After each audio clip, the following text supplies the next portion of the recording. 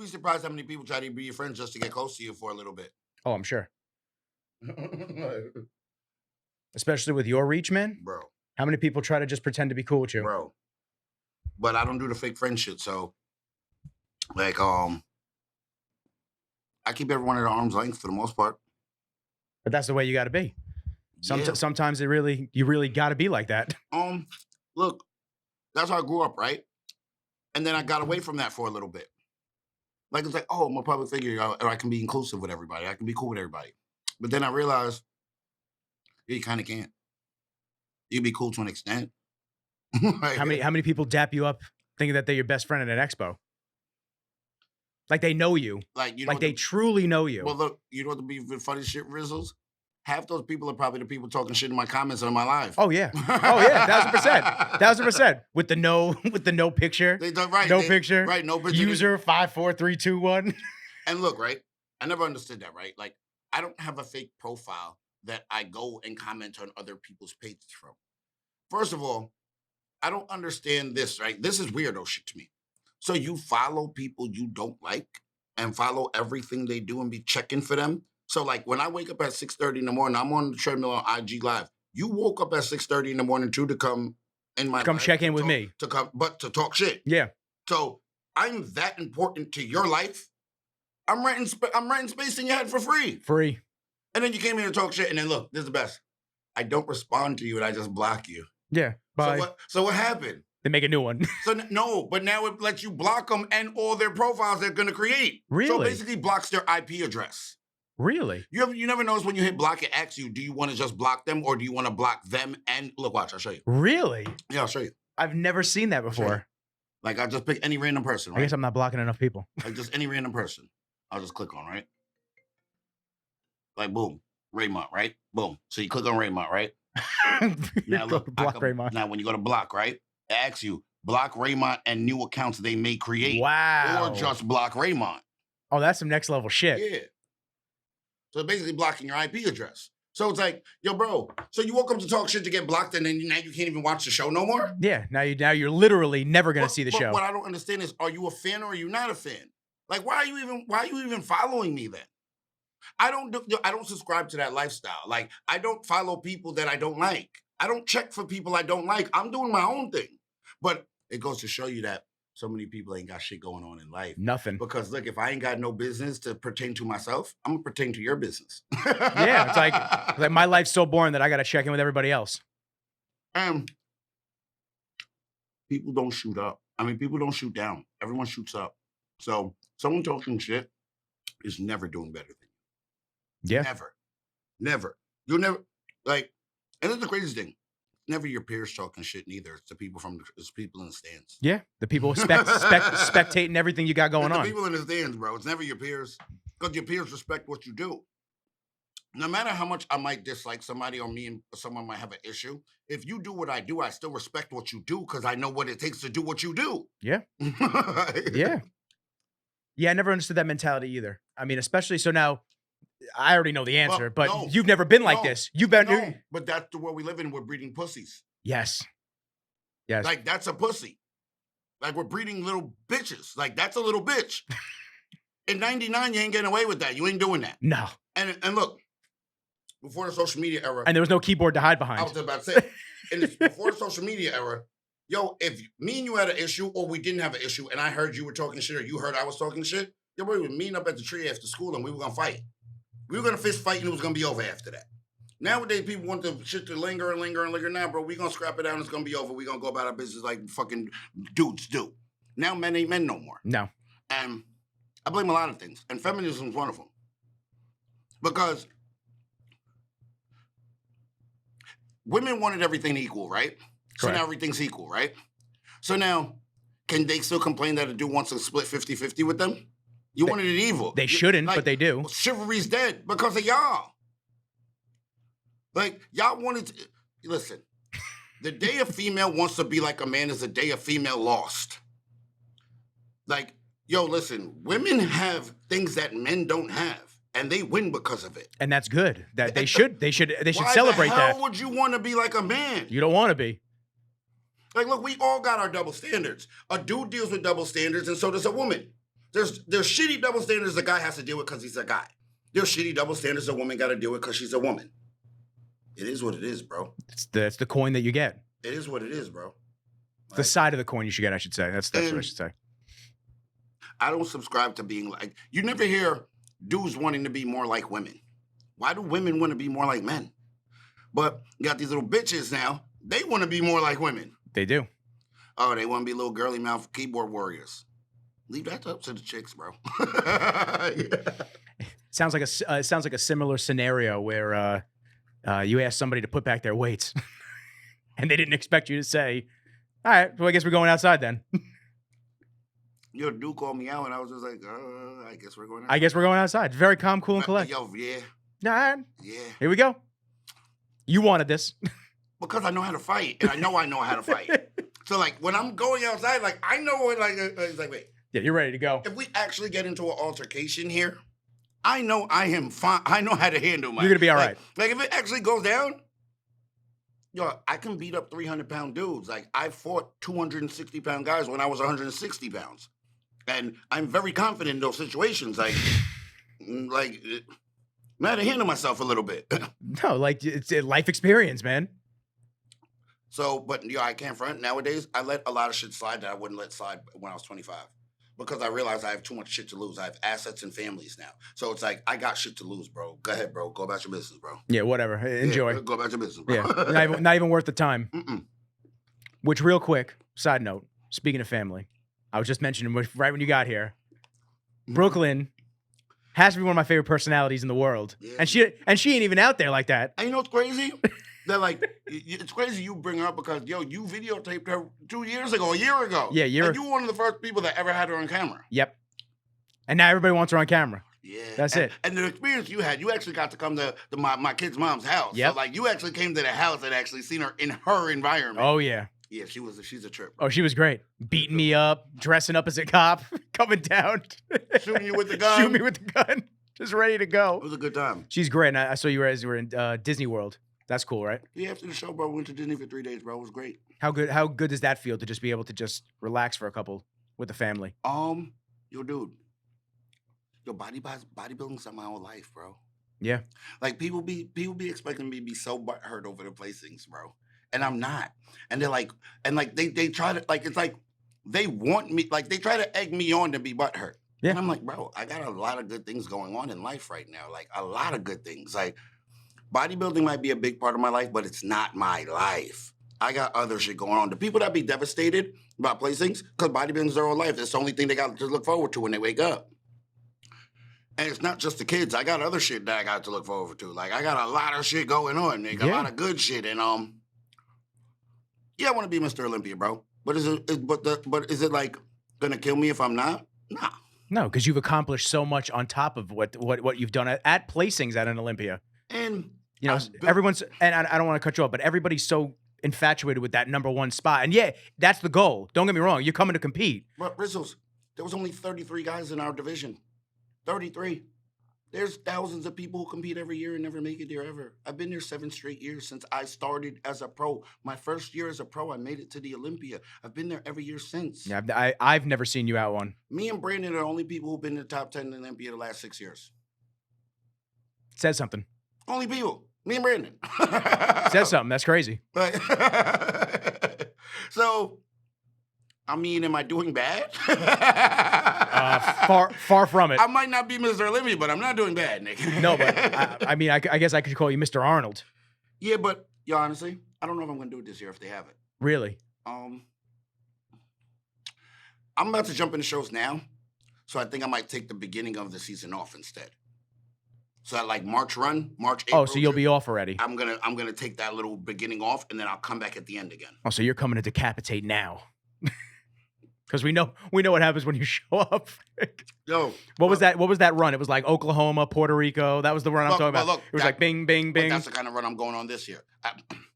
I plan on doing like when it's all said and done, including the ones at the end of the year. This right now, probably 5-6 shows, and I want to do some international things. And it won't sweat you either because you're used to it. You stay that way. Yeah. You stay ready. Because I win shows in Eddie. Like, I can come off all the gear and still win. Yeah. Like, Yo, I said this 2 years ago with people running forever, and I was like, "Yo, do you guys realize you can't run, train, and rinse, stroll for a whole year? Like, I don't think you guys realize this, bro." Yeah, man, I've And heard some then, nightmares. and then if you see this year and you see last year, you saw a lot of the guys that were high in the points or in the points race, they had to drop out because their body started giving up because they was running shit for too long. So what happens? So what do they start getting filmy or holding water? Like what is it? No. Because I'm not familiar with that part of it. Right, so you start getting side effects, bro, because you're not supposed to run that shit for more than 8 to 10 weeks. So what happens is now your body stops responding, your liver enzymes go up, and now you have to up the dosages for them to work. And then you're upping, and now literally you're starting to give your whole internal body fucking body blows, bro. And I don't subscribe to that, bro. At the end of the day, I'm 37 years old, bro. I got a lot more to live for than bodybuilding, bro. Amen. Amen. That's just where I'm at with it, bro. Like less is more in my world. And that actually is the smarter way to do it. Dude, I have 4 natty wins in IFBB. Hey, get up on that mic. Get up on that mic. I got 4 natty wins in IFBB. If I can win shows natty, why not win them natty? Like if I could win them all natty, I would. But I can't show up to the Olympia, which is a gunfight with a wooden spoon. Yeah. Like that doesn't make sense. I had somebody tell me that it was a chemical warfare. No, it's not chemical warfare. I disagree with that. I had somebody say that to me. You know why I disagree with that? Because the guys that's winning aren't the guys on the most drugs. The guys in the middle or the lower are the guys on the most drugs. The guys at the top are genetically gifted. They don't need all the drugs, bro. That's what I mean by it's not chemical warfare. It's chemical warfare for the guys who have inferior genetics. The superior because they have to try to get to match that shit. Thank you. Yeah, that makes a lot. Dude, it makes a lot of sense. So I plan on doing like 6 shows. I want to do some international things though. Like I've been talking to the sponsors. We put some things together. Okay. I'm not gonna ask what because I want you to just show up and do your thing. We don't even know yet. Yeah, that was like so far we're doing the show not this weekend, next weekend, and then we're gonna pop up again in 5 weeks from now in Fort Lauderdale. So cool. Far it's 2 Florida shows going on. Okay. Yeah, Florida's like the new king state, man. They got everything going on right now. I've won a bunch of shows in Florida. It's really nice. I like Florida. Like, no doubt about it. When I'm older, I will own a vacation home in Florida. I don't want to live there 100% because, like, weird shit goes on in Florida every day. Like, weird. Florida man. You ever see the Florida man shit? Yes. You know what I'm talking about. Yes. So, that being said, like, I would never full-blown live there, but vacation home, no doubt about it, bro. I like it. Yeah. I like it. Yeah, it's cool down there. I liked it when I was visiting Flex. Flex was cool. Spot was cool down there. I know he's in Vegas now. Yeah, definitely in Vegas now. That shit was cool. Fort Lauderdale's, it's an interesting place. I don't know if I could live there, like you said, full year. You know, because everybody got the bug with all this COVID shit. Everyone's like, damn, I want to move to Texas. I want to move to Florida because they're not restricting shit. And it's like, you want to go to these places, I would but move to Texas full time. Would you? Yes, I like Arlington a lot. I've never been to Arlington. I went to Austin. My boy, I was FaceTime like before. Austin's cool. That's like where the younger people are. But yeah, remember, I'm 37. So I'm not partying no more. So I'd rather be in the like bougie area. What part is Arlington? Where is that? Is that near Dallas? Right outside of Dallas. Dallas-Fort Worth. Dallas-Fort Worth area. That's like right up my alley, bro. Right up my alley. Yeah, I know. There's a lot of fucking people moving to all these places. Over 200 plus people move to Texas every week right now. Yeah, well, you can fool me because the fucking traffic on the LIE is still slammed. So, right, dude, right? I keep telling my friends that move, and they well, first off, they move and they come back. That's the stuff that cracked me up. Tell me the COVID traffic wasn't the best though, where there was nobody on the road. Yo, that shit was fucking A1. You could just cruise. No cops. Nobody was out. Nobody. I was doing 90, 100 straight. Even if you seen a cop and you were driving past him doing 90, they weren't pulling you over. They didn't want to talk. They didn't want to talk to you. No, I'm not pulling that guy over. I'm not coming to his window. No shot. Bro. Good for you. That's what they were literally saying. Good for you.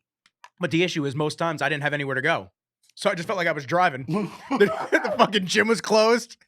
I was like, well, the supermarket's around the corner from my house. Yeah, and remember, I spent that whole year in Virgin Islands. Oh, I remember. And I was supposed to go back right now, but now that I'm doing these shows, it's kind of on pause. Yeah. Like, yo, I was literally getting ready to go back this week. So now we haven't spoken. You were down there this whole time for the Olympia prep again? Where were you? You were home? I've been home. Oh, you've been home. Okay. Yeah, been home. I know you've been grinding, man. You've been doing your thing. I'm a workaholic, not in prep, but like just work, period. I'm a workaholic, bro. I like to work. You always got something going on. That's what I like to do. Idle hands are the devil's workshop. So like when you ain't got shit to do, the devil will find something for you to do. Yeah, so it's usually not something good. No. So I stay busy. Yeah. Yeah, dude, we were talking yesterday on the phone, and exactly what you said to me. You're not a slave to the phone anymore, Nah, which dude. is Nah, huge. dude. Like I post and I don't be on IG. Like I'll jump on it every here and there, but like for the most part, bro, like I used to be on it 24/7. Not no more, dude. Like I refuse to be a slave to the phone, bro. I refuse to. Like, social media dictates a lot of people's lives, bro. Like, dude, I don't even have notifications for Instagram on my phone. So like before, when the notifications would be on, anytime you pick up the phone, you see a notification, you want to click on it now. Yeah, of course. So down, bro. Took that shit off. So now when I click on IG, I see it. So I'm not just picking up the phone and seeing the notification. Oh, go right to it. Yeah, I got to get right on it. Nah, bro. I'm done with that. What made you want to change that? Dude, it became annoying, bro. Like, look, I get it, bro. Like, part of my job is IG, but my job is not IG. Correct. Like, Yeah. so, your job, I mean, well, you have multiple jobs, so I can't say that your job is one sole thing. part of it But is, your job is to bring the best package you can, one of many jobs, yes, to a show. yes, but it's also the content because the content was for the sponsors and Now it's get up how on I- that it- get up on that mic now that you're the done eating. content's for the sponsors and it is how I make my money, most of it. But I don't have to be on IG all day to make my money. Yeah, I'm not gonna lie, I'm jealous about that because there are many days where I just don't feel like playing the game. You know, especially when you have a smaller account and you're trying to post something, get in the algorithm, because if you're not one of these big names, It's a wrap. it's a wrap. Man. Dude, it's but no, the algorithm even jams me though. Really? Yeah, oh yeah. Really? Well, I know you were posting at certain times for a while, and I know you're still probably doing it. I got 900K followers, and sometimes a logarithm will jam me, and I get 12,000 likes. I'm supposed to be 30, 40K every single picture. And your engagement is there. Like, all day. Yeah, all your day. engagement is there. All day. And I use like this is what happened, right? I'm gonna tell you what happened with social media, why these logarithms exist. So social media, Instagram wasn't invented for people to make money. And people learned how to make money without paying for the ads. So what they do is they want you to pay for the ads to continue to make your money. Organic growth gone. So that organic growth is dead. So what they did was they jam you onto your logarithm now because they want you to pay for it. Yep. And I refuse to pay for it. Yeah. So check out. I'm Andre Ferguson. Check out my workout plan. That's what they want you to do. My 900K is solidified, bro. Like I don't like. Yeah, it's cool to have a couple million followers, but my 900K does what I need to do. Like, yeah, you get the reach you need. That's all. Like, everybody gets to see and you. I don't even got a blue check, and they kind of like stiffing me on the blue check. Like they don't want to give me the blue check, and it's like I'm not paying 10 bands for no blue check. They get you the dick, bro. I've heard that's the thing. People get a fake article written about them in a magazine or some shit like that. But I have plenty. I have real articles. Shit. I'm on magazine covers. I'm on 3 covers of big magazines. Like the cover, not in the I'm in over 10 magazines. Like I'm on 3 covers, and it's like, dude, y'all still don't want to give me the blue check because y'all, nah, bro, I'm not paying. Yeah, I'm not sitting there and fluffing your pocket still. And I'm not gonna sit here and stroke your ego for it, like stroke your dick for it neither. Like I don't know what the fuck they want. That's what they want you to do. Yeah, they want you to continue paying their lighting bill. Nah, I'm cool. Because that's what it is. I'm cool. I'll pay my own bills. I got enough of them. I got enough of them, bro. Yo, speaking of bills, how's that Trackhawk? Last time I spoke to you, you blew the fucking engine up. Yo, dude. All right, well, it's 707 stock, right? 580 to the wheels. I'm actually trying to get a dyno this week. Yo, I'm definitely over 1,000 to the wheels now. We rebuilt the whole motor from down up. The only thing original that's under the hood are the heads, and the heads even got work done to them. And you had that engine swap for under warranty, right? No, I thought you said because none of the parts were there yet. Yes, but I already took. But like, dude, what I did, you had already done a ton of shit to it. No, what I've done to the car, there is no warranty, bro. Maybe on the lug nuts. That's about it, bro. But yeah, I put a lot of money under the hood, bro. But yo, my dudes over at EMP and Team Hellcat, bro, they hooked me up, bro. It's like I get the crazy discount over there. So yeah, I probably got like 70K under the hood, bro, for like 35, 40. I put a good amount of money, but it's like 70K under the So hood. let me ask you: every time you start that fucking engine and you rip that thing, is it worth every dollar? Every penny, bro. Every fucking penny. I can't wait to put it on the track.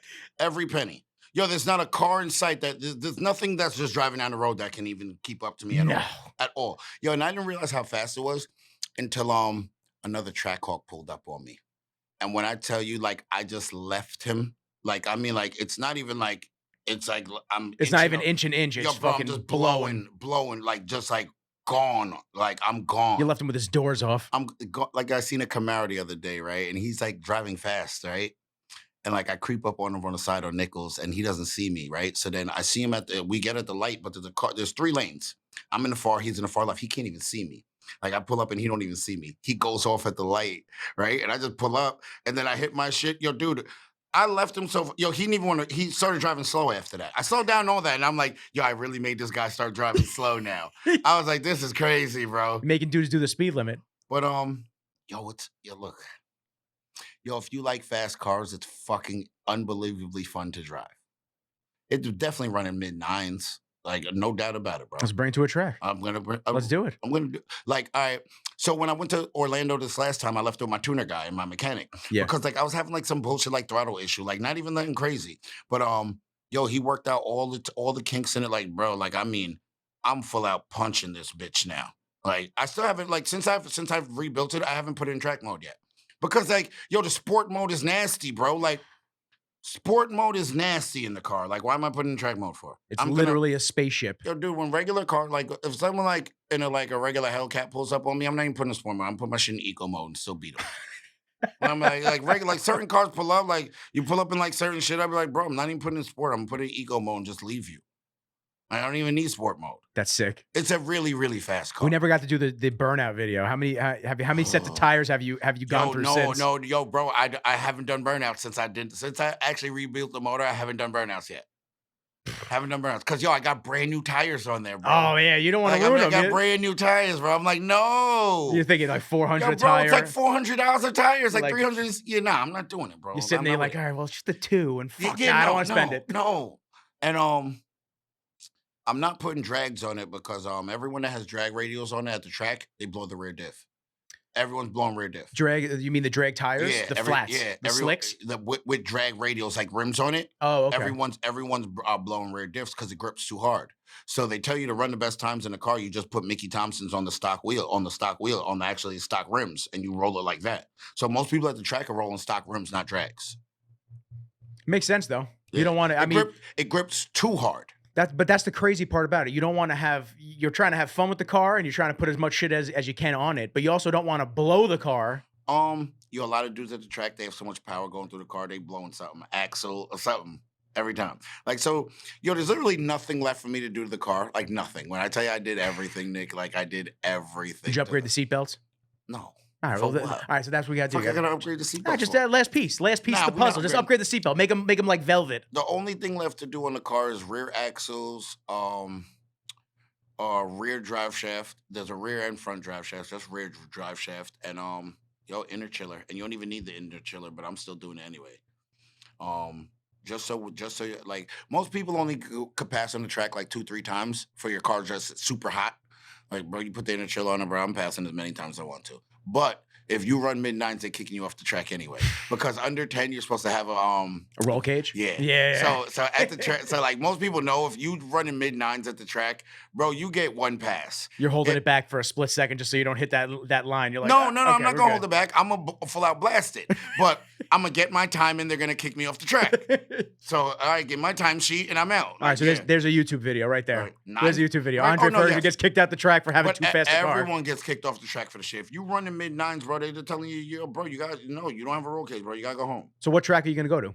Because I know we have the Connecticut one. Probably Riverhead Raceway. Oh, you want to go right here? Go right I thought you were talking about like Lime Rock is that one? Or Monticello's another one upstate New York. Right here, bro. You're gonna do right here. Line it up right here, bro. Right here. And I really love the car though, cause like it was crazy because like, my accountant, right? He wanted me to get a Range Rover. I'm like, bro, I'm mad high profile. Like, I can't drive around a Range Rover, bro, because Range Rovers are the kind of cars that when you have one, like people automatically like, you're rich. Yes. And like I roll, like I don't even wear jewelry, bro, because I might have a couple dollars, but I want the community to think I'm rich. So like I like the community thinking I'm a regular guy. So unless you really know the car, you don't know the car costs $100K. Yeah, you think it's a regular Jeep. It's a regular Jeep. You think it's your mom's Jeep. Like, and that's like, I'd rather you look at me like that than be like, oh, this nigga's balling. Like, not like I don't. Yo, I got all that kind of attention when I was younger, bro. I don't need that kind of attention no more, bro. Like that kind of attention, I just don't. I just Well, it's don't fake want it. attention. It's fluff because then you exactly what we started on. Then you get those people that try to become your best friend because they want to get something out of you. I'm good on it, bro. But it's funny because I actually have to buy another car this year to put back on the books for accounting purposes. Okay. This one comes off the books fully this year. Okay. And I'm probably gonna end up getting a Range Rover. So we're gonna see if it a fucking Range Rover anyway. So we gonna put the Trackhawk in the garage and like, I'll probably still drive the Trackhawk in my everyday driver mostly, but like for certain shit, I'll drive the other car. Yeah. It's good. I mean, I got the BMW. I got rid of the S5. I like your BMW. That's the X3 M40 with the M package, with the M40 it's package. fast, man. It's like 570. It's like 370, 380, man. I know, yo, dude. That M40 right there. Yo, you know you could put some shit on it. And Oh make it real fast, right? yeah. But I'm too much of a bitch to fuck my warranty up. Yo, the guy that's blowing the socks off everything, he actually just had to sell the car. He actually broke it down and parted it out, yo. This dude running around, it's called One Fast something, yo. And yo, he had a four-door M40, yo. Four-door Really? BMW M40, yo. And yo, he was smoking everything. Everything. Yo, 40 bands, he beat the Corvette. Dude. 40 bands, he beat the Camaro. Were you saying Yo, LFA? No. No, Camaro. Oh, okay. Yo, LFA ain't. I was gonna say Lexus LFA. Lexus LFA is slow. Really? That's a slow car. No. That is a slow car. No shot. Yo, look. I believe you, but no shot. Let me see. Yo, I believe you, but no. My homeboy had a Trackhawk, right? I mean, not a Trackhawk. GTR. Yeah, 553 horses, 4.8. Yeah, it's a slow car. That was a V10 with a 4.8. That's a slow car, bro. It's a slow car. It's not that fast. And you can't. And the thing about it is you can't mod it too good. So like, what you got is what you got. And that was in 12, man. I can't believe that was in 2012. What you got is what you got, though. Like you can't do a lot of mods to it. And if you want to mod it, it costs an insane amount of money. Yeah, because then you got to repipe the audio to make it sound fast through the car speakers. Through the speakers. I hate cars. A lot of new cars do that too. I know. But yeah, he had the little BM, and it wasn't even an M3. It was an M40. It was an M40. So it's a straight 6 with a turbo. Yo, dude, this shit was net. When I tell you, and he had drags on it though. Yo, he was beating. Yo, he terrorizing the whole New York City. Go on his page, bro. You see that? Yo, they shut down the underpass in the Bronx. You see the 18-wheelers behind them and the cops behind them because they got the whole shit shut down. That's crazy. Because dudes in the city, dudes in the city is wild. Yeah, so they shut the whole shit down, and he's literally smoking I mean, like, they probably won with the car on the street, bro. This is underground street racing, easy 400K on that car. And then so he puts it, he's like, I'm parting out the car, and everyone's like, yeah, the feds is on him. had to part that out, the feds is on him. Dude, I was shocked, man, with BMW. I was shocked because obviously I've had the Audis. I've had my S5 was my third or fourth Audi. I love my Audi, man. That S5 was so fucking money. The stick shift, the big V8, the red seats. You had the good one. Now, dude. But wait, why'd you get rid of the car, though? All right, so I got Kenji, who isn't here right now. But why didn't you keep the car still? Because it had 115,000 miles on it. But why didn't you still keep the car? Because I needed to get some money to put for a down payment on it. But what you got for the car wasn't what the car was really worth. Yes and no. I had 2 Carfaxes on it. But what I mean is this. It would have been better off the value of the car was still worth more you keeping it and buying a new car. Yeah, but because that car you're not finding again. Like that's one of them cars that 10 years from now you would still want to go buy. Of course, but I could just get like a newer one. Okay, that's different now. I could get a newer one. Now I'll tell you what I really want. What I'd really like to get, which I have to get a new fucking apartment first, but I really want to get a M2 and just mod the shit out of that because they're so light and it's stick. They're so light. Yeah, dude, they're out. The stick shifts are gone. In the next 10 years. This is it. I got to enjoy it now. A lot of cars, they don't even make a manual transmission. I know. Porsches, BMWs making them. Mercedes has been done for years. When I got in your Audi, I was like, bro, you got a stick? Yeah, man. I was like, yeah, dude. I was like, where'd you find this? Taught myself how to drive that shit. Where the hell did you find this? I was in traffic in the Hamptons trying to figure all of this shit out, man. Nah, I really like that car too. And I went to go see the SQ5 because I wanted to see the truck. And what happened? I didn't love it. I thought it was like more of a soccer mom car, honestly. Okay. I drove it. It was quick. It was V6, supercharged, nice little engine on it. Same one they use in the older S4s. Whipping it around. I'm like, okay, it's comfy, but I don't like the look of it. The new ones, not that I have anything against them, but they were made in Mexico. But for me, it's like if I'm getting a German car, I want that shit made in Germany. No, but bro, a lot of the German cars are even made here. I know. They have their own factories here. I know. So it's like you're gonna sacrifice anyway. But if I know that shit's made it, that's made at the Mexico plant. I get you. It makes you feel some kind of way. I get you. Once again, nothing against it. I'm no, I sure get it's you. built just as good, I 100% if not get better. You. No, 100% get you. But then I was flipping around. So there was, you'll like this. So there was an S4 at Audi of Southampton, and my boy who does all my work on my S5, he's a tech there. He's the lead tech. So I hit him up the night before and I said, yo, you guys got this pristine S4. I said, I need something a little bit bigger. And the S4 isn't much bigger than my S5. So I was kind of like, whatever. I said, I need something a little bit bigger. I said, so this might be perfect. He doesn't answer me all night because it was like 10, 11 o'clock when I hit him up. The next morning, he hits me up and he goes, yo, it's still there. That was actually one of my boy, a tech that works here. That was his car that he had on lease. So I said, perfect. So I head out there. I'm like passing West Hampton Beach. I just get into Southampton. He hits me up. He hits me up. He goes, yo, they just sold it. Someone is in here right now and bought it. I went, are you fucking kidding me? I go to the dealer. I talk to the guys. They won't let me even near the car. They're like, the guy put money down on it. You can't. I said, okay, I respect it. I said, if the guy decides to drop out, please let me know. Cool. I drive around the corner to BMW and I'm looking and I'm like, what trucks they got? Because I need something big for all the video gear, the dog, shit like that. And there was an X3 M40 sitting right outside. And I said, you know what? I've never driven one of those. I don't know. And back then, I didn't know that the M40s, like the S's for Audi, and the RS's are the M's for BMW. Yes. So I'm sitting there. I'm like, okay, so this is kind of like the SQ5. Yes. So I drive it. Blown away. Twin turbo V6. Yo, I'm ripping it in the back lanes of the Hamptons. It was insane. My kid's mom has the same car, but not the M40. And it's a 4-cylinder turbo. And it's like, yo, it's got balls. Yo, dude, you put it in sport mode, the regular one, and it's fast. It's got balls, it's man. Fast. So I'm driving around and I go back to the guy and I say, you know what? I didn't think I was coming out here for a BMW. It looks like I am. I said, if you guys are going to fix this one up, because there was a bunch of bodywork damage to it, shit like that, from like, it was pre-owned, from like a soccer mom that just like nicked corners and shit. She don't even know what she's doing. Nothing was reported to Carfax, but she's hitting every fucking pole. I'm like, Jesus Christ. I said, if you guys decide to fix this, let me know. I'm gonna come back out and I'll have you appraise the S5. Cool. I go to the city the next day for a shoot. I get a call from the guys at Audi. Hey, you're never gonna guess this. The dude backed out on the sale. Do you want the S4? So I was like, okay. So now I can have them both appraise my S5 when I go out there. Perfect. See who gives me more money. Perfect. And then I'll see whichever's a better deal. So I said, you know what? I'll come out there tomorrow. I said, please let me put a deposit on the car so I don't have to worry about coming out there and then not being able to drive it. He goes, I'll call you right back. 45 minutes. I'm sitting there waiting. I'm like, what the fuck's going on? Somebody's sitting down at the desk looking at the car. Not even. I call him up. I go, yo, what's going on? He goes, yo, man. He's like, listen, my manager doesn't want another sale to fall through. He's like, so he won't let me take a deposit on the car. I go, that is literally the dumbest thing I've ever fucking heard. I've never heard that because that doesn't make the sale fall through, and all it does is preserve the sale you're trying to get. But does it? But that doesn't stop. It's no risk to you. I don't understand right. I don't understand where he feels like it's being risky. Exactly. So I'm sitting here. I'm like, I'm flabbergasted. I'm like, what the fuck is going on? So I said, please go talk to him and call me back.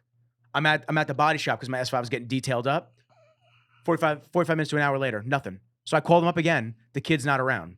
So now I go, please give me the manager. Call the manager up. I go, what's going on, man? I said, my name is Nick. You know, so-and-so was helping me out. He said, you don't want to take deposit. Yeah, and?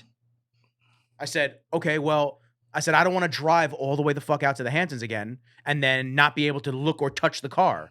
I said, it's a waste of time for everybody. For everyone. I'm like, seriously. Especially for you. And he goes, well, unless you're going to commit to buying this car right now, he's like, I'm not taking anything from you. How can I commit to buying it? I'm putting a deposit down on it. That's kind of committing. I said, I don't know the price. I don't know what you're giving me for my car. I don't know the warrant. I don't know anything. He goes, well, the price is the price. Whatever it says on the website, that's it. If you can afford it, you can do it. If not, whatever.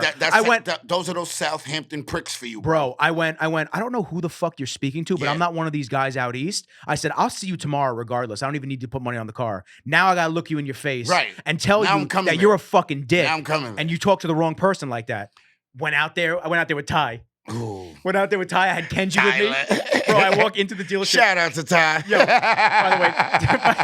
by the way, Ty put a question in for you. Oh, says, no, hold it. Don't tell us now. Don't tell me now. Don't tell me now. You already know what's going to be. We'll get back to it. So we walk in there. I go, hold the dog. Like, it was like, hold my dog. Hold my poodle. It was like, what, be right back. white chicks? hold my right back. poodle. Hold my poodle. Bro, I was like, hold Kenji. And I go to the guy, I go, let me get the keys. I'm going to go drive the car. Tyler and I beat the shit out of that literally car. roasted it. Roasted it. I would have brought it back with the. It would have been smoking when I brought it Came back. back. I dropped the keys on the desk. I went, by the way, you got to, and he did. I said, by the way, you got a cracked windshield. I said, don't ever strong arm me over a car that isn't pristine. Dropped it. I walked out. He comes outside. He's like, yo, did that kid break the windshield? I'm like, get the fuck out of here. Went to BMW. They had their own issues. They didn't want to take a fucking deposit either. They're like, well, we're going to sell the car as is. And Ty's like, so that's what you're saying is you're not going to fix the car. You're just going to hope that somebody from the Hamptons buys this without having to put any money into it. So they jerked me around. So I said, you know what? Fuck this. Go home. 2 days. I'm sitting here. I'm like, I got to get rid of the car. I got to get something new. 2 days go by. I see my BMW at Greenwich. Dude FaceTime me. He's like, come up here, take a look. He's like, blah, blah. I go up there, takes a look at it, gave me a couple $1,000 off, called it, dude, but they rush you. It's dealership shit. It was the end of March. Look, no, it was end of April. And he's like, we got to get this sold by May 1st. I don't go into dealerships to buy my cars. I do all paperwork over the phone. When I go to the dealership, it's only to sign and leave. I don't go to the dealership and spend 2 hours no more. I do everything over the phone. You got all my information. You're running all my credit over the phone, all that shit. When I show up, bro, so I'm signing the paperwork and I'm leaving with my car. I'm not here to sit here and hang out for 2 hours. No, I know. It's a pain in the ass. I had to go there because I needed them to appraise it and I needed to drive the BMW. You had a whole bunch. You guys like. So it was like, and first off, I don't know if anybody listening has gone to BMW to buy a car in the last, I don't know how many years they've been doing this. I go to the finance manager's office. I sit down. Ty and I were sitting there flabbergasted. This motherfucker had a desk this size, and it was all electronic with the computer in the screen on the desk, and he's like Tony Stark shit. I go, yo, you see how smooth this dude is? And then after we're done with everything, he goes, by the way, all your paperwork's on that USB right there. And I look at Ty, I went, well. Some of these guys are good. This shit's crazy. Good. So I love my X3 so far. I definitely don't have the same attachment I have to it as I did with the S5. No, because it's not a manual transmission. Yeah. It's not manual transmission. I know why. Because it's not manual. You don't get that. It's not a rare car. Yeah. That car you had is a rare car, bro. Yeah. Like, you see me as soon as I jumped into the first. I was like, wait, hold on. You got the manual one? Yeah, a little stick shift, man. Like, oh, shit. The white with the red seats. And you got the V8. I was like, oh. It was a good place to be. So yo, bro, it's like my car. When I get a new car, I can't sell my car. Like, all right, right now, they're selling the car for $20,000 over sticker. So every car, but not that much. Yours is fucking crazy. So like, I can right now, if it was like factory, without even anything done in the car, 25,000 miles on it to 2018, I could get 100 bands for it. So you can make that's your money. The car you wouldn't make your money the back. car's 104 brand new. Yeah, I was about to say brand new. I bought it with 18,000 miles on it. I only paid $79 for it. I got to steal on it. I got to steal on it. But with everything you put in, would you still make money on that? Yes. Like, I would be right around there. Yeah, around there. But $100K for a used car with 28,000 miles on it. I gotta be honest with you. Even if I had the money, I probably won't buy brand new like that. What's funny is that, if someone offered me anything over 100 for it, I would tell them to take the car. Because what I would do is I would go buy another brand new one and I wouldn't drive it. Because the cars in 10 years, it's going to be one of those collectibles. So I would literally go buy a 21 and put it in my garage and not drive it. All right, so anybody, you hear it right here. If anybody has an offer, shoot him a DM. You might not get an answer because he doesn't have notifications on, but he'll hit you up in a couple days. Yo, dude, the creeper box I really rarely go through. Like, you had to tell me to go through it to get the promo for this. Oh, how weird was that? I don't ever go. Yo, dude, it says 99 plus on my shit all the time, bro. Like, it's so annoying, bro. Like, every once in a while I'll check it and they'll be like, oh, business opportunity. I'm like, oh shit. My bad. Good thing I checked it today. Yeah, I'm glad I checked. Good thing I checked, but for the most part, bro, I don't even check that box, bro. I don't blame you. I wouldn't. I wouldn't either. Listen, man, I'm hoping at some point we keep scaling this shit up. I have somebody else do all my social for me. I get like a Joe Rogan. I get a Jamie. He'd take the pictures of everything, the pictures of the podcast. He does everything. We don't gotta do shit. We just sit back and talk. Yo, dude, David. Shout out to Manitos, man, for the Boston Pro. Actually, we're putting the Boston Pro back on for next year too. Okay, we are.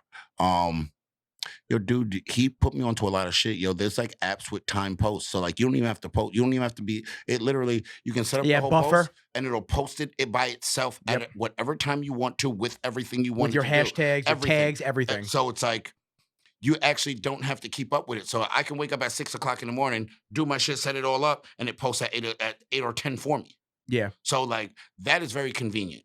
It's nice. Because you don't have to sit there and be like, you don't have to worry about the algorithm. It's already posting it when you want to post it. Yeah. Yeah, that's nice, man. All right, so let me ask you because wait, hold on. We got to dip in. Before you even ask me. We got to dip in. Before you even ask Talk to me. Yo, bro, you got to do the intro to the show, bro. This is the intro. This is it, man. We were like, dude, we've been going 40 minutes. We jump right in. But you got to go back to the beginning. Yo, Nick Rizzo, Andre Ferguson, Lucky Libra. You didn't even do the intro for the show, bro. There ain't nowhere. Listen, this is the intro. Welcome to Rizzology. I got my fucking man, Andre Ferguson, one of the biggest names and best in the game. That's my man right there. What's up? How we doing? Welcome to the show. Appreciate you, brother. Appreciate you, brother. Dude, we low key, man. We just start talking and we turn the mics on, and I was that's like, it. yo, just cut the mic on. He's like, bro, you should save this for the show. I said, bro, just cut the mic on. Yo. I cut the mic on. My man's eating his meal. He's chilling out. Cut the mic on. Hey. All right, we're back. My bad.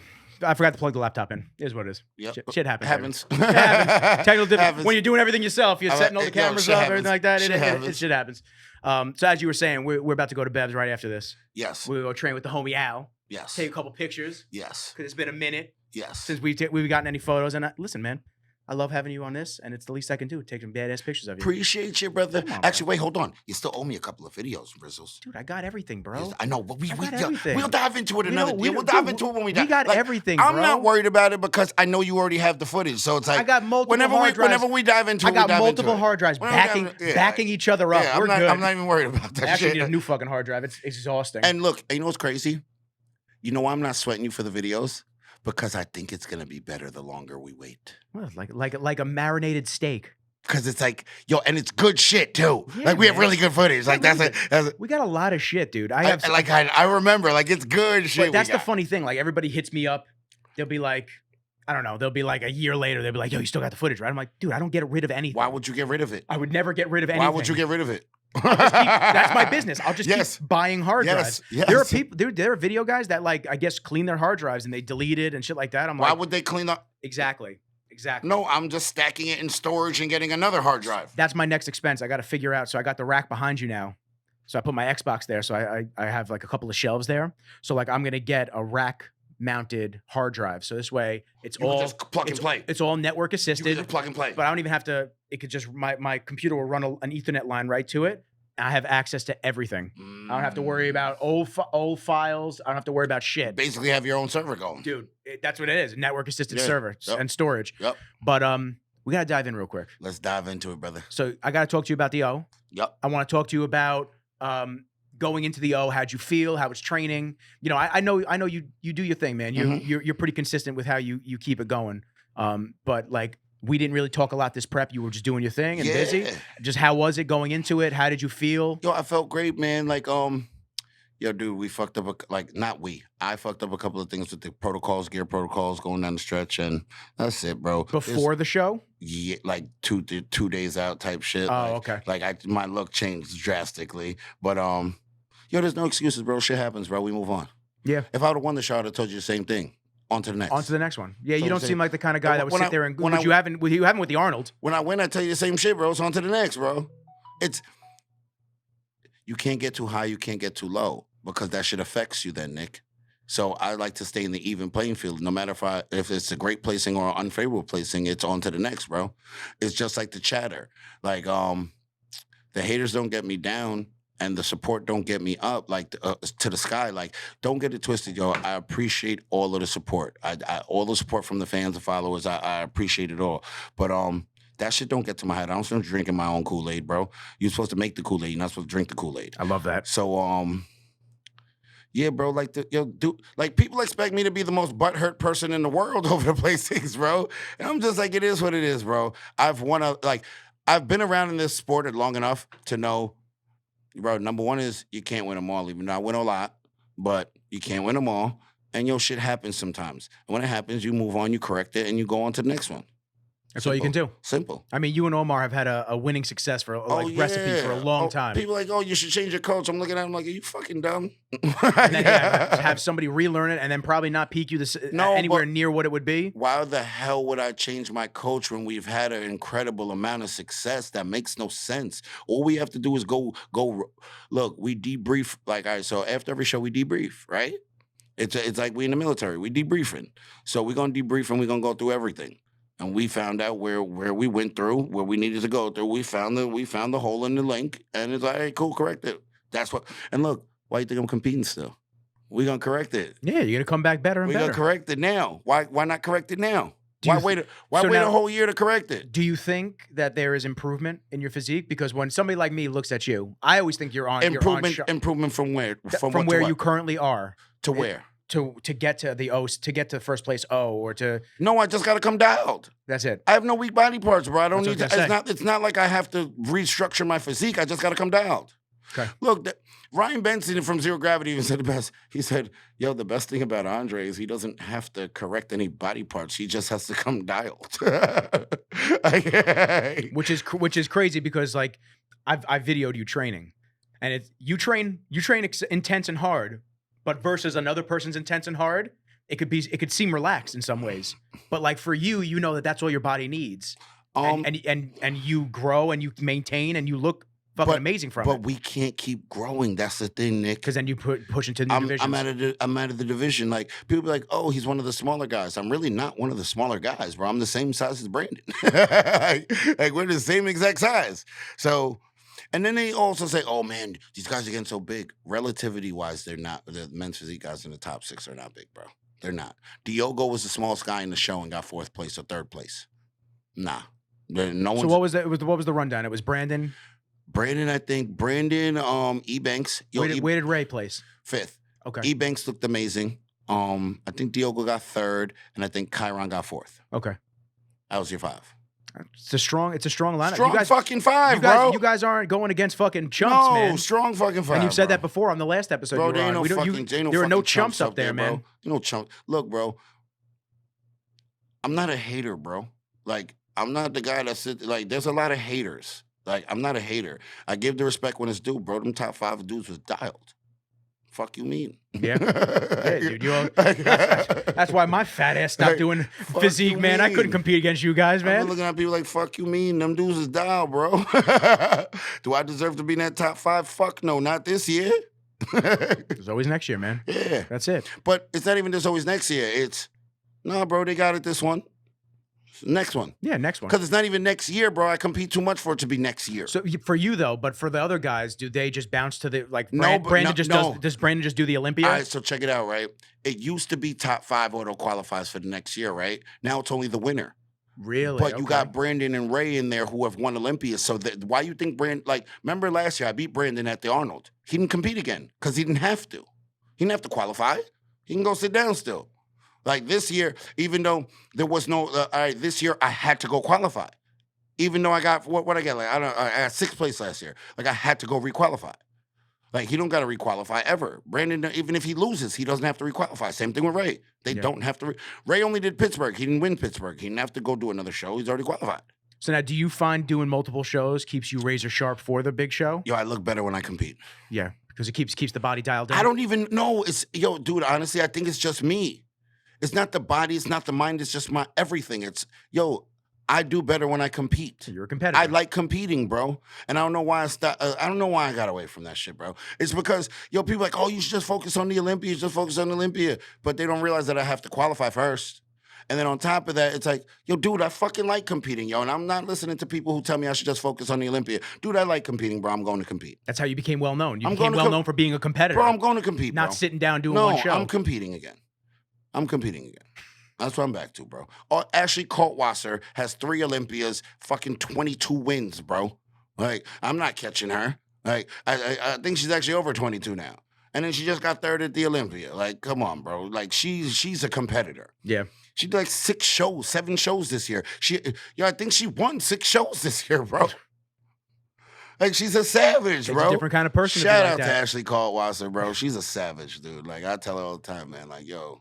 I know you put her up on your story when you had all the haters for a little while. Bro, you guys are like, bro, she's competing to win, man. Because they was hating on her, talking about, oh, you have shows like the Arnold, you shouldn't be doing little shows. Well, guess what? There's a paycheck involved and there's legacy involved. If you feel I shouldn't be doing the shows, come beat me. Look at Ian Valera, right? Ian Valera did 3 shows in 6 weeks, I think it was. The 2 shows he won, and then the Arnold. $93,000 in 3 shows he won. Fuck out of here. Money. You gonna tell him and his wife that he shouldn't take that money? Yeah. Eat a dick, bro. Don't compete. Don't compete and skip that. Eat a dick, bro. Oh, qualify and then go sit down. Nah, I'm taking this 93K to the crib, bro. Facts. Taking this money to the crib, bro. Facts. I don't understand that. Like, he made a track hawk right there. And what it is it's the loser mentality of the people who bitching on the side. Yo, bro, if you, what, you're mad 'cause I'm doing shows because you can't beat me? That's what they saying to Ashley. That's what they saying to me. That's what they saying to Ian. Yeah. You mad because you can't beat Ian. That's why you mad. You mad he showed up. You mad because you can't beat him. Oh, he took a qualification from somebody. It's not my job to let people qualify. It's your job to win. It's my job to feed my family. That's what my job is. Last time I checked. And I'm taking the 93K to the crib if I'm in. It's going back to the crib. 93K. Let me say it again. 93K. 6 weeks. In case you missed it. 6 weeks. Most people don't make that in a year. Who the fuck makes that? The average income for a male is $48,000. This man made 93K in 6 weeks. What shows was that? A Texas show.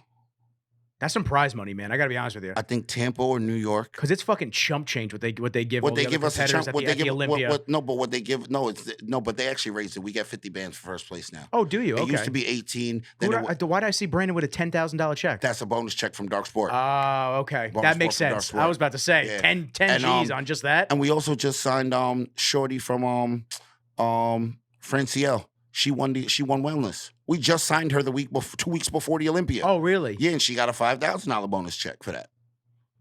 There you go. And yo, dude, when I seen her in person, like off IG, she looks so much bigger. Yo, bro, she's a little girl in person. Really? Maybe 5'2". I know she looks like 120 pounds. She looks like She-Hulk. Yeah. In a good way, not in a bad way. Thank you. Not in a bad way. Not in a good. Yo, she got body. Like she has figure. She has shape. Like she has a lot of shape. And like I thought she was gonna be so much bigger in person. No, looked great too. Shout out to Francielle, man. She looked great. There we go.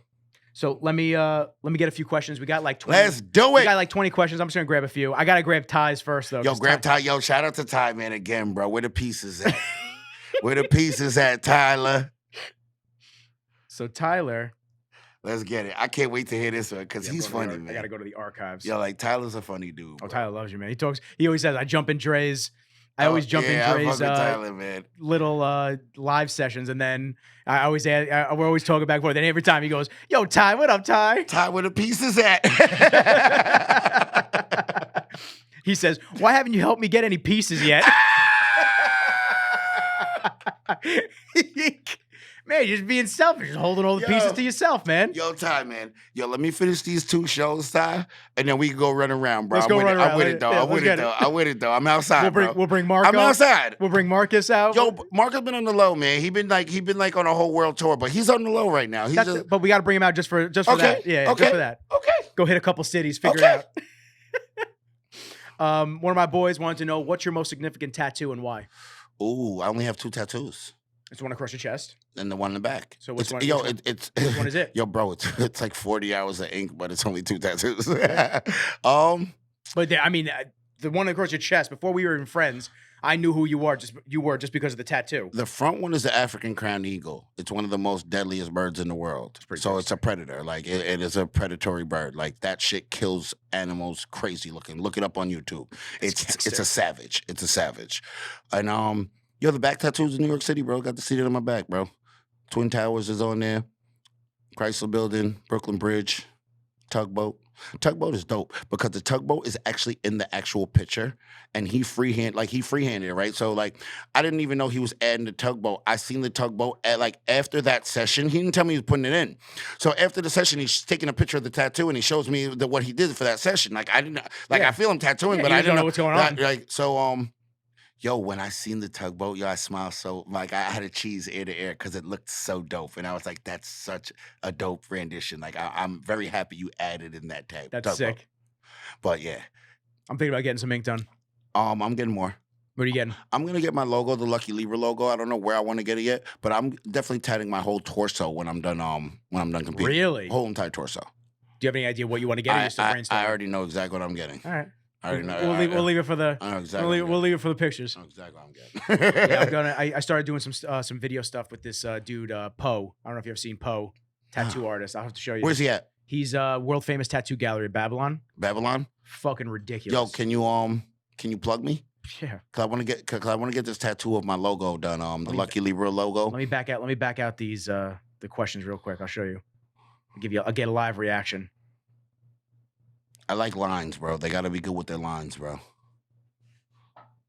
Yeah, but see, like this is dope art, right? But so like, yeah, scroll. You want line work done? Yeah, like yo, you have to be really good with your line work, bro. Because my tattoo artist is dope, but he's all the way in Massachusetts, and like literally, it's a fucking 6-hour mission for me to go there. I gotta go drive to Orient Point Ferry. I gotta get on the ferry, take the ferry, then I gotta get off the ferry and drive another 3 hours. Like I'm not trying to. Where I'm in life, bro, I ain't doing that no more. I'm not gonna lie though, that's a cool video. Like I'm not doing that in life no more. Let me document your tattoo. Like if you want to drive. All right, maybe. We can take my car, but you can drive. You drive. All right, done. Well, I'm gonna drive you the track. Yes. Okay. All right. I'm with it. Okay. I'm with it. You just don't want to drive? That's the other thing? Yo, bro, I hate driving, bro. Unless I get to drive like here, there, and just drive fast for a little bit. Like besides, yo, this guy's dope though, bro. Dude, he like, does a lot of those in like 4 hours. He's filthy. Yo, this guy's dope, bro. Filthy. Like, Chinese. He's gonna come on the podcast too, and we're gonna start doing some stuff. But like his like the scenery stuff, like yo, he like attention to detail, crazy, wild. Yeah, wild. I think he could pull off what I need done. Probably, yeah. Yo, he's really good. Yeah, I'm not gonna lie, he's really good. Yeah, I'll plug you. Like this scenery stuff is crazy that he does, bro. Yeah, I want to get on my inside of my arm. I love Japanese culture, stuff like that. I'm not getting Japanese lettering, don't worry. Chinese lettering. I want to get a samurai. And I want to there's a picture of a samurai with a wolf underneath him, and the wolf is walking towards you this way. I'm getting Kenji. Do you know that the original samurai was a black guy? Really? Yeah. Didn't know that. Yeah. So I'll get first shogun, what are they called? They're called shoguns, right? Shoguns, yeah. Yeah, first shogun's a black guy. That's gangster. First shogun's a black guy. I love that, man. And and it's funny because I would actually get that shogun tattooed on me. Dude, I would actually get him tattooed on me. Let's get dual samurais, bro. I'm definitely with the samurai, though. I think that's dope. I'll show you. Yo, that guy's a real good tattoo artist, bro. Yeah, he's filthy, man. That dude you pulled out. Yeah, he's like really this. good. This is how I want it. And for those that can't see right now, yo, dude, like when I tell you I like study tattoos, like I like that. Yo, I like that samurai right here. That shit go hard. But I want it this style. So I want that samurai standing there with Kenji walking like that. I think that'd be gangster. Yeah. Yo, I like that. Yeah. Yo, I'm with that. Yeah, I think that'd be cool. You definitely got that sewed up. You got the idea, right? Yeah. Stick to your idea, too. And he'll fucking do it. Stick to your idea. I got virgin skin, so I'm sure they'll have a stick to your idea. Blast with that. I like that one. Stick to your idea.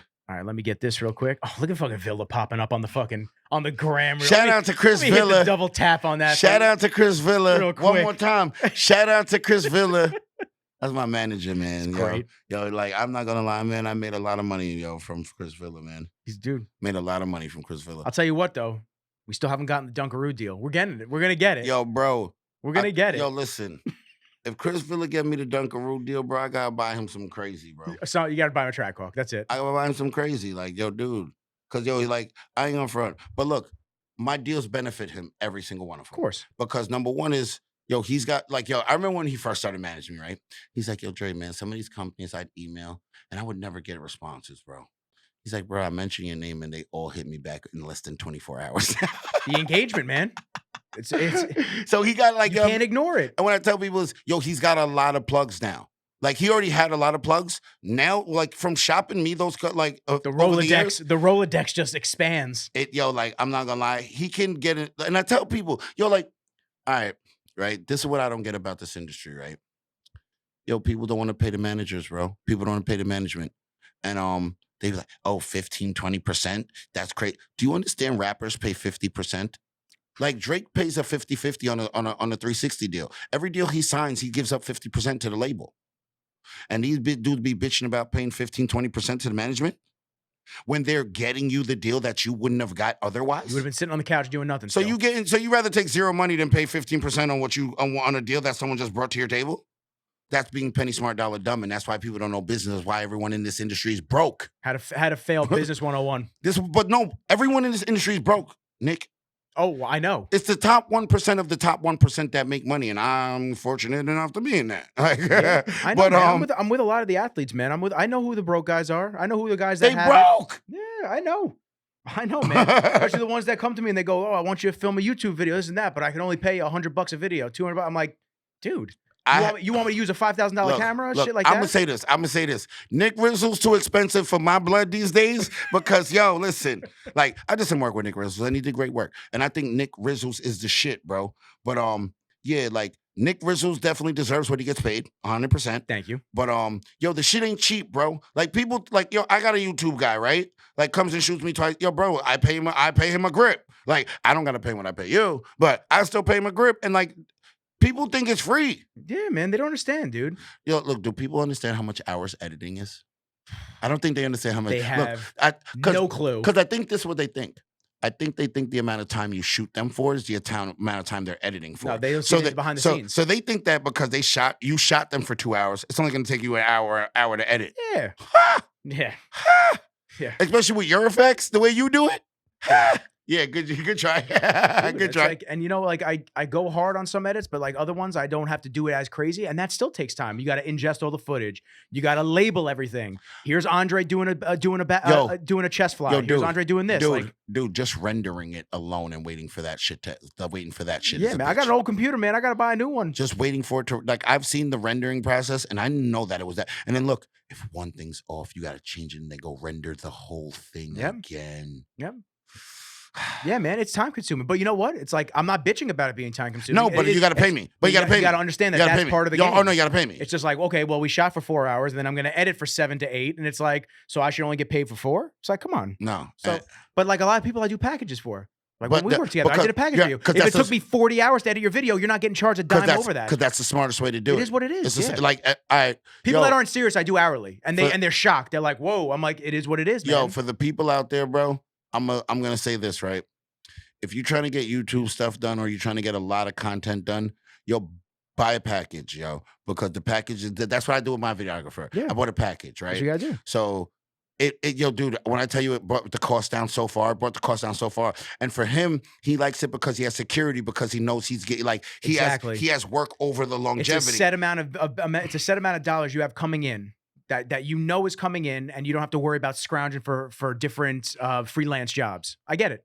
Yeah. So it actually benefits the videographer too. But guys, man, it's not cheap, bro. It's not. It's not unless you have your homeboy doing it, and then it's not really like. And then eventually your homeboy's gonna get fucking be like, okay, well, I'm doing all this shit for you. Because there's two ways it goes. Either your homeboy isn't that good and doesn't care then, or he is good and eventually it's too time consuming and he's got other work to do that he's getting paid for. Yeah. So. Either way, you got to pay for it. Don't get me wrong. I've done pro bono jobs. I know that. I've done pro bono jobs. You've done a shit ton of pro bono shit. The first one we did with you came to the gym, did a shoot, and that was it, man. No, that was like right when we started becoming friendly, and that was it. I knew what it was going to be. I wanted to take some pictures of you anyway. It looked good on my portfolio to have your fucking physique up there. Yes, sir. And it was great. It was a mutual understanding. We both knew how we were both going to benefit from it, and it worked. It did. And it worked. And we became friends from it. Yeah. And we still ride now too. That's it, man. That's what I love about it. But yeah, people, pay your people, bro. Pay people. And no matter who they are, pay them. Pay your people, bro. Pay them. But back to what we were saying real quick. Most of the people in this industry are broke. They work like most people have to get up and work their regular 9 to 5. Yep. Or they don't work and they're just broke, like basically scrapping for scraps. Like, that ain't me. Yeah. That ain't me. Well, that's because you're smart about where you're aligning their shit with. I was a businessman before I was a bodybuilder, so I know how to get the money and I know how to actually put the money in the right spots. So, nah, bro. Like, I wouldn't be doing this if there was no money in it, And that's also why the kiddies are taken care of. You're not a guy that's going to be scrounging and your kids are going to suffer because of it. You know what you're doing. This is what we go to Disney. Buy them whatever the fuck they want. Get whatever they want. Buy them whatever the fuck they want. Yo, they wasn't all right, whatever, yo. Disney cost me a grip, bro. I definitely dropped the bag at Disney, bro. Like them kids. That's how my boy did it with his family. He's got 4 kids. Them kids know how to drink, and they just know how to get the money out of my pockets, bro. Like I'm cool with just Kenji right now. Yo, I tell everybody, Brooklyn, like Michaela's not that bad, but she wants everything like she has everything in the world and she needs all the new shit. But like Brooklyn, to be a husband, you gonna need deep pockets and a lot of patience, bro. A lot of patience and really deep pockets. All right, so 20 years from now, 30 years from now, we're gonna refer back to this episode. We called it then. We called it then. Dead serious, bro. Dead serious. So I got another one. How did you get involved with hummus? Shouts to Tony the homie. Oh, yo, I known Tony before the hummus thing, yo. Tony used to have a hookah bar, yo, on Portion Road. Shit was lit, bro. Really? Like, yo, man, fights used to happen. Niggas getting shot in the parking lot, all types of crazy shit, bro, go down. And Tony and his brother was like, yo, we have to give the hookah spot up, bro. There's too many lawsuits coming out that bitch. We wasn't trying to deal with the lawsuits. Like, it was lit. It was lit. They had the vape shot, the hookah lounge. Yo, like, Tony lit, man. Like, look. Tony's a family man these days, right? He's a family man. Yo, this guy's a street guy, bro. Like, Tony's a street guy, bro. He's from Turkey. He's a street guy, bro. I love Tony. Like, people see him, and he's just a family man. And he's like, yo, dude, one of the greatest guys I know, bro. Probably one of the hardest working men I know in my life. Facts. Yo. Like, he works hard. He doesn't stop. No, he does not. And he might own the business. Yo, you catch him back there cooking, flipping. Like, yo, he works. Like, he's not pointing out, barking out orders, bro. He's in the trenches with them. He's a leader. But yeah, man, I've known Tony before the whole hummus thing, bro. Like, Tony the family. Like, I tell people, yo, I've been offered mad money to leave them, bro. Like, yo, I cursed Villa out the last time he came to me. Because Villa's my manager, right? Yeah. So they hit Villa up trying to get me, right? And like, yo, we'll pay Dre this. Yeah, I cursed him out the last time. I'm like, yo, Villa, what the fuck, bro? I already told you 2 times. I'm not leaving the company. They're my family, bro. I don't care. You cannot pay me to leave them. And they got great food. So it's yeah, like, it's a plus. It's a win-win. Right. But like, it was like, yo, you can't pay me. No. I don't give a fuck what they, and he's like, but they're, yo, I cut him off before he even said number. I don't give a fuck what they're offering. Don't even tell me. Don't give a fuck, bro. Not leaving. Yeah, Tony. Shouts to Tony, man. Yo, I think he's coming on next week. And shouts to the scumbag that fucking broke into his store. Nah, but hold up. Shout out to Tony. We got shout out everybody. Shout out to Tony, his brother, Leanna, man, his cousin. Yo, Tony's cousin is actually the one who, like, because over there, I live right around the corner. Look, all right, so I used to live in Selden, right? Mm-hmm. And I used to live literally across the street. Across the street. You remember Rizzo? Yeah. Across the street. I could walk out my front door and see the sign. And yo, now where I live in Ronkonkoma by the train station, bro. Yo, I live in the middle of Holbrook and the Ronkonkoma one. 2 blocks to Ronkonkoma, 2 blocks to Holbrook. So he just goes, which one do I feel like going to today? So look, if I want to eat it straight from the hot bar, I go to I go to Holbrook. But if I want to go in the back and eat the food hot while they're cooking it, I go to Ronkonkoma, bro. Right off the grill. All the meal prep stuff gets done in Ronkonkoma, bro. So I'm in the back eating fresh yams and shit. So in Ronkonkoma, they sell just the meals. Yes. Okay. There's no hot bar in Ronkonkoma. Cool. But shout out to Tony's cousin and his brother, man. Shout out to the whole operation, man. Leanna, Tony's brother. Hard workers, all of them. All of them. All of them. And they're great people, bro. Yeah. It's a great family over No, there. I've never heard and I've never had a bad experience with any of them. But yeah, like you said, though, yeah, shout out to that dickhead who broke in, though. But he didn't get anything. Good. He didn't get anything. Fucking scumbags. I don't know why you're trying to rob a cash business. You're not going to get anything trying to rob a cash business. It's like, there's no money there. Dude, but like, he would have been better off going there with a bag, with a big black garbage bag and trying to clean out some meals. Yeah, trying to get some meals for the week. Get some free food. I try to get some free food. So we got a couple Olympia questions. Ask a bunch of questions, bro. Let's get to them. Let's see. Let's get to them. Why do the Olympia judges not give you an opportunity to be in the center for first call-outs? You asking me? You got to ask the judges. What kind of dumb question is that? How you asking me? I don't fucking know. That's literally what Seth Feroce just said on his podcast. I don't know, 2 weeks ago. And I sent this to Steve, by the way. Because you know Steve's face. Yes. So Seth Feroce is talking to his co-host on the podcast, and he's going, "Why are you guys coming at Nick Walker about his placings?" He goes, Nick Walker, yo, bro, bitch at the judges. Yo, bro, somebody got mad at me because I won Tampa, right? And they're mad at me that I won Tampa. They felt that they should have placed better. And it's like, bro, you're mad at me? I'm not, bro, I won the show, bro. I don't determine the placings, bro. The judges do. How are you mad at me? Be mad at them. Yeah. Go talk to them. Literally, word for word, what Seth Feroce was saying. And he goes, "Why are you calling Nick Walker out on his placing?" He goes like this. He goes, "Go talk shit to Weinberger." He will literally kill you. But no, they ain't got that kind of balls. No, they ain't got that kind of chest. To go to Steve? Fuck no. I said it to Steve, and Steve laughs. He goes, "Thank you, brother." And then 2 hours later, he calls me. He goes, "So who is talking shit?" He goes, "Was that Nick?" No. And Steve's like my uncle. Like, he really is, bro. Like, me and Steve have gotten full-blown arguments before, bro. Like, full-blown arguments, bro. And like the next day I go there, bro, and it's all love. Like, yo, Dre, I'm not mad at you, bro. Like I go to yo Steve, man, my bad, bro, about yesterday, bro. And he be like, yo Dre, I love you, bro. And he gonna he gonna stand up, he gonna give me a hug, he gonna give me a kiss on the head, bro. Yeah. Like he's like my uncle, bro. Dude, if you know him, like really know Steve, he's family, man. He's bro. the Like shit. yo, dude, like yo, look. So I go to Bev's one day, right, with Al, right, and because I don't have to pay to go to Bev's, right, but because I'm with Al, I pay, right. So I pay for me and Al. And while I'm on the dance floor, because I call it the dance floor at the gym, right? Like while I'm on the dance floor, dude from the front comes back and gives me my money. He goes, yo, Steve told me to give you your money back, bro. And I guess he's at home watching the camera. Probably. He's like, Steve told me to give you your money back, bro. So I'm like, all right. And then Steve comes in, he's like, bro, he's like, yo, your money's not good, bro. Like you don't need to pay to come in here, bro. You come here, bro. Don't ever pay to come in here, yo. And I was just like, yo, Steve, I'm not that guy, though. You don't owe me shit, bro. So I'm not going to act like this is my gym when it's not. Yeah. You don't owe me nothing. Respectful. Like at the end of the day, bro, nobody owes you nothing, bro. The world owes you nothing but death, bro. So you can't walk around entitled like somebody owes you something. Nobody owes you shit, bro. Nobody. So, and I don't move like that. Like, I'm not going to walk into somebody's gym and act like they owe me something unless they telling me I can come in for free, bro. So when I went there, I paid.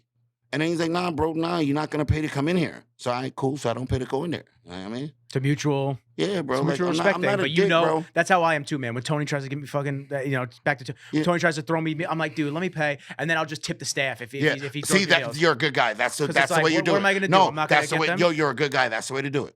Tony, ain't I gonna feel take- so awkward. Your money's no good. My Your boy money's owns no good. My boy owns a Qdoba. Same shouts to fucking the Fricaros, man. Those are my boys and the whole family. I go to Qdoba. He tries to throw me free meal every time. Staff. I'm like, I can't, I'm not gonna sit here and eat free while you're paying to have me. I brought you to hummus before, and like, your money's no good there, bro.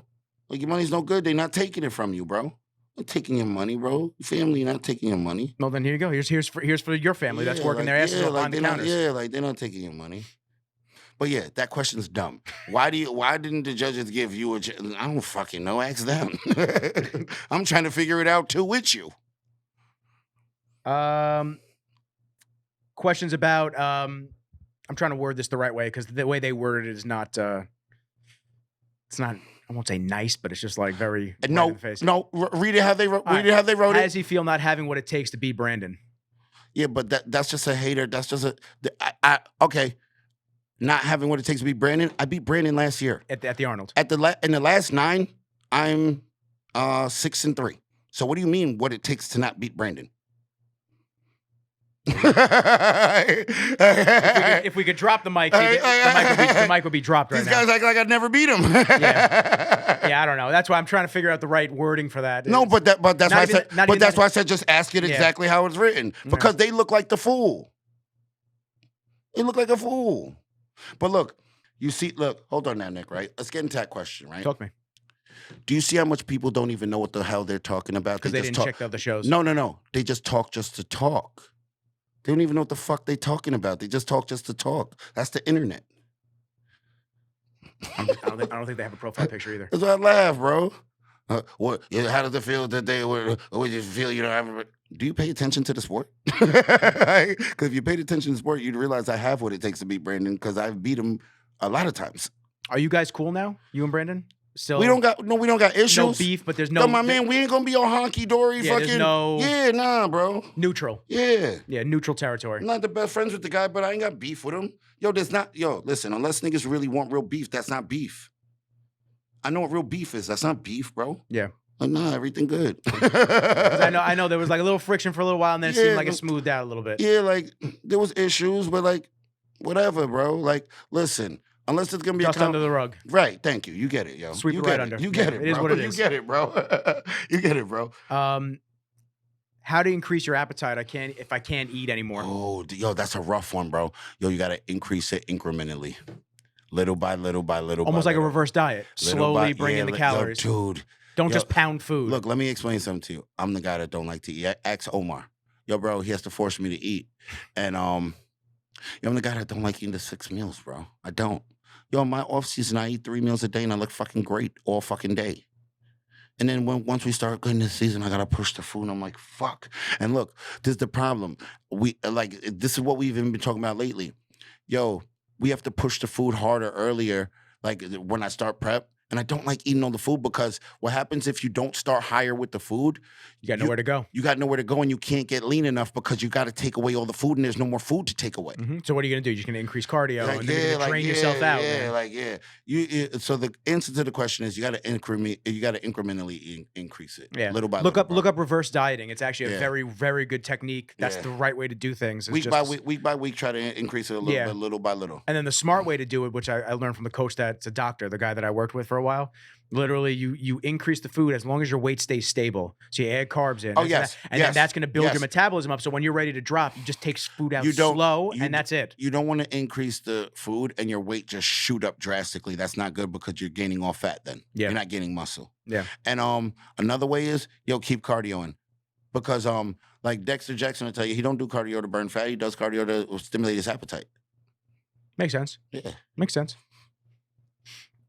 All right, let's rock. We've been going for a little over an hour now. Let's rock with one more. Let's do a couple more. I don't know why you're scared. Is you like we should have just blew through? No, because some of these don't make they don't make sense. They don't make sense. No, they don't make sense. They actually don't make sense. Some of these guys ain't smart. Right. They just don't make sense. We got, like I said, we got like 20 and like 5 are good. And most of them are my people. Here you go, I'm dead. I'm fucking dead. He said most of my people. They are. They just know how to string questions together. It's crazy. Grammar. It's wild. What was your and I will leave on this because that's like the last really good one. What was your stage weight? Like, what is your stage weight when you drop? Oh, 100. All right. So I have different stage weights. So what do you start? We'll start with this. What do you start at, and what's the stage weight? No, I'll give you like because it's different time periods, right? So the Arnold in the red and white shorts in 2019, I'm 184 pounds on stage. The Arnold in the blue and white shorts, I'm 194 pounds on stage. My real stage weight where I should be, probably about 189, 190 pounds. And you feel good at that weight? I look the best. Look the best, okay. I look the best, yes. And then you just said you dipped my lower than that, but my 195 at the Arnold that I won last year, I like that look. Right, I like it a lot. I like it. No, it's just a great look. I just have more muscle. Okay. It's basically the same look as the year before. I just have more muscle. But I like 190. The 190s. I like 190. No, not 190s. I like 190. 190 on the dot. I like 190. Okay. I like 190. And what do you start at? What do you in your off season? Roughly. I used to go to 217. Now I don't go to 217 anymore because I don't like how that shit feels, bro. Walking up and down the stairs, bro. Like even tying my shoes. Nah. That's how I am right now. I'm 215 right now. I like anything under 210, bro.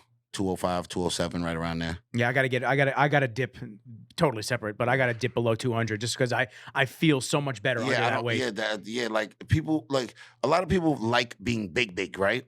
I don't feel good big. I don't. I like 217 is the max. I think 217, 218 is the max I've been. I don't think I've ever hit 220. I mean, that's that. You start pushing, it gets heavy, man. And I have really round muscle belly, so it looks like I'm 240 pounds. Like most people, like when I tell people, like, "Yo, who asked me?" Somebody asked, "Oh, I think it might have been like Ryan Benson." Someone just asked me just the other day how much I weigh, and I was like 196, and they were like, "What?" And I was like, "Yeah, like 196 pounds." They're like, "How?"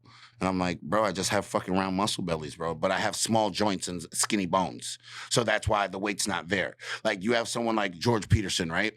George Peterson was, you touch him, bro. He felt like a rock. Massive. Felt like a rock, bro. And that's because he's just like so dense, dude. Like, dude, so dead. Yeah, like so dead. Fucking crazy, man. But yeah, so it fluctuates through stage weight, but we don't really track weight for our shows. So like, you don't have. You don't really have to, right? So you're tracking the look. Like, are you lean enough? Like, are the top of your glutes shredded? Like, are you like? Then you're in shape. Yeah, you guys treat it like a bodybuilding prep. Can we see your abdominal wall and us your fucking glutes there? All right, that's what we come down to, bro. All right, man. Listen, it's been real, right? It's been real, but I want to ask you, what are we, before we wrap this, because I'm about to wrap it. Where are we gonna see you next? Florida shows? Yo, Hurricane Pro, not this weekend, next weekend. Oh, so it's 2 weeks out. Yeah, and then after that, bro, I'm doing actually technically less, a week out. And then, and then after that, yo, word, I'm a week out, yo. And look, right? Coach is like this, right? He's like, I like where you at, yo. He's like, look, we're gonna assess it on Monday, and we're gonna really, really figure out what we're doing. He's like, we're gonna do this show, but he's like, by Monday, Tuesday, he's like, if I don't like how you look, we ain't doing it. He's like, we'll wait for the 5-week out one.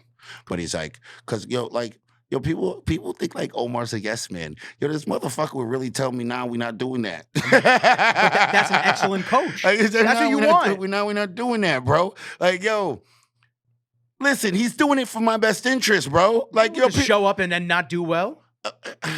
I don't understand the coaches that just force people on stage just to force them on stage because they feel like, oh, well, just force them on stage. I'm getting recognition or I'm making more money. First of all, he don't make money on me. He stopped charging me fucking forever ago.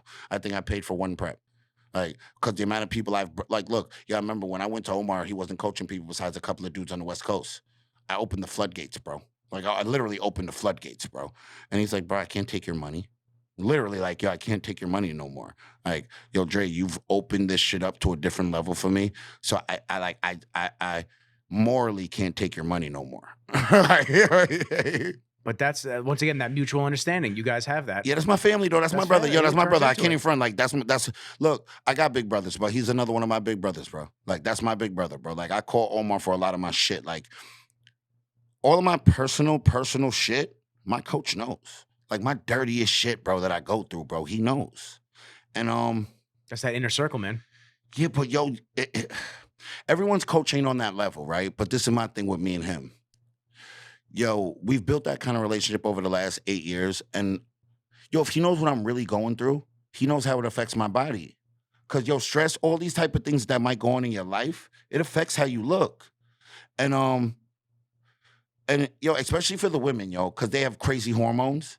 So like, yo, sometimes the women gotta tell their coach what they're going through because the coach might be like, yo, you're not following your diet when you are following your diet, but you just got crazy hormone issues because you got things going on in your head and things going on in your life. So, yeah, man, you don't want to keep the transparency all the way through, bro. Like, I know I know the dirtiest shit he goes through. He knows the dirtiest shit I go through. Me, him, and Ray, bro. Like, me, him, Ray, I'll say, who else on the team? Kaiki. A couple other guys, Rob. Yo, shout out to Rob Giles, man. Yo, that's the homie, bro. Like, that's the homie for real. Is George still with Omar? He's never been with Omar. Oh, that's right. You tell me that every time. I just think because you guys are all like, you guys are all boys. Never been with Omar. But yo, like Rob Giles is in the real group chat, like in the real group chat. It's just me, Omar, him, and Ray. And like, yeah, Rob knows my dirty shit, bro. Like, yo, like these niggas know my dirty shit, it's bro. Trust circle, man. Like, and like, I don't really like, yo, my personal shit. Like, yo, everyone keeps their personal shit personal, right? Like, I don't blast my personal shit on social media. It's not for everyone to consume, bro.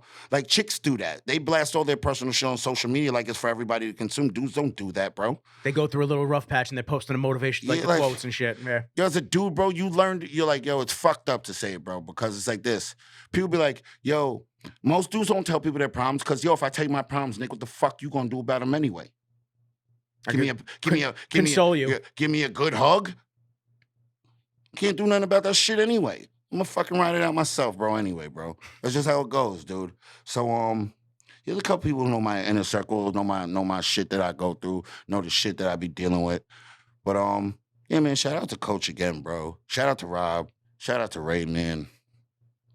Shout out to big homie Al, man. Al's my dude, bro. Al knows all my dirty shit. We gotta get over there. Al knows all my dirty shit. We gotta get Al. Bro. It's almost noon. Al knows all my dirty shit. We've been rocking with it. But yeah, we about to text Al right now. We about to get ready. We wrapping this up. So wrap it up. Yo, Andre Ferguson. Can I wrap it up? Wrap it right now. And look right in the camera when you do it. For Nikki Rizzles, Andre Ferguson, Lucky Libra 213. We about to wrap Is this the first episode? No, it's third. All right, well, this is the third episode, y'all. But how long we run for? Hour 20. Damn, hour and 20. I think it was a dope podcast. I don't even think this was an interview. It was more like me and you hanging out. That's what it is, though. That's what I want this to be. Like, if I wasn't in prep, we would have drank some J-Mo and all of that, bro. Yeah, man. Like, we would have broke the J-Mo out. We would have been chilling. We'd have been sauced. 5 o'clock somewhere. And yo, my thing is, wait, hold up, bro. Where the fuck is Kenji? Okay, so I left Kenji home for a couple reasons. Number one, we're going to Beb's right after this. I can't bring him there. Okay. And number two, little fucker didn't eat this morning, and then I didn't want him vomiting all over the office. Okay. Kenji, I wanted to bring him. Yo, because look. He's big now. No, look. Nick Rizzles, he didn't bring Kenji because Kenji likes me more than him, and Kenji be trying to go home with me. Listen, I don't want to admit that on camera. Kenji be trying to go home with me. Like, yo, last time I was here, Kenji was walking out with me and everything. He's like, yo, I appreciate all the food you paid for up until now, but I'm with this guy now. I'm like, what? But was it how shredded he is? I'll get in shape. It was dope hanging out, bro. Always, man. Yeah, we're gonna wrap this one. But yeah, people. I hope y'all enjoy this one, man. Listen, man. Another episode of Rizzology. That's how we do it. Peace. Later, y'all.